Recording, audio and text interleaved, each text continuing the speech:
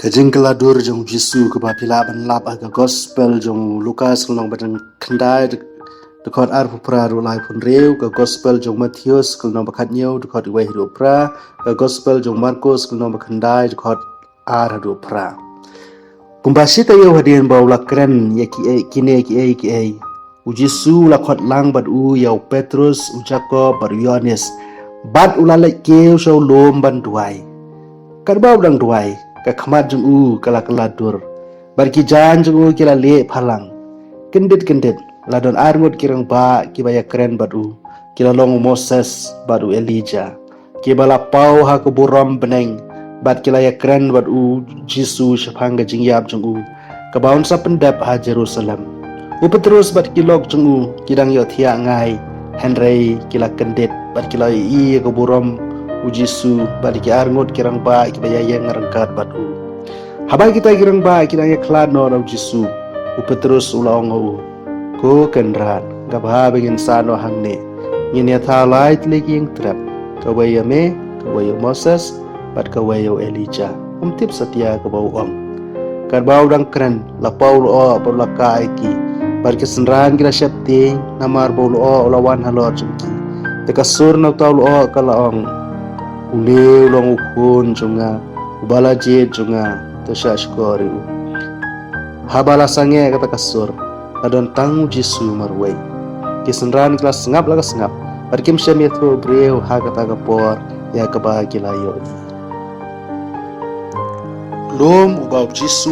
ula keladur lakot yu lom tabor ulum tabor uyang kenjring hakitan Galilea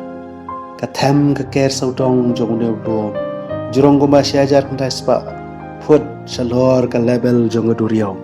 haga samprap kandai udah bidula ruai tabor bat Herman ka sashat kamen haga kerteng jong utrai na ka bentau nong ruai sam ka bor bar ka jingit nat ka de ka sakhi jong nong thau kalong ka bakhoi na ka benta ka Israel namar kala long ka sakhi ka burom jong blai habala pau ka jing job jong barak balai tu lupa daga jing tu lupa daga nong tu lupa Deborah halor ki spai ba klain jong ki nong kanan jong ka Sisera kitab Bishar sawan riu kasnong ki arab haranab jong ne ulum lakhot ke Deborah ban buram me ka prophet Deborah na ka bentagi Kristan une ulum ulong ba khoj baru ba kentang namar blaje dau Jisu bon keladur kabangila da pule mene gospel jong Lukas kalong bakandai pada arpu pradu lai pun riu hajrong jong ne lu ki pada Franciscan gilate ga yeng mane ba itanat balakot ga yeng mane jong ga jing keladur jong Jisu hapo ga ne ga yeng mane langet badon wow hau bau Jisu ulah keladur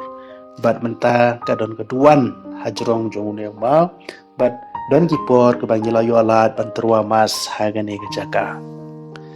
bat shua pinrung syakaliang katiang bat syakaliang kamon kadon gayeng mane bala ainam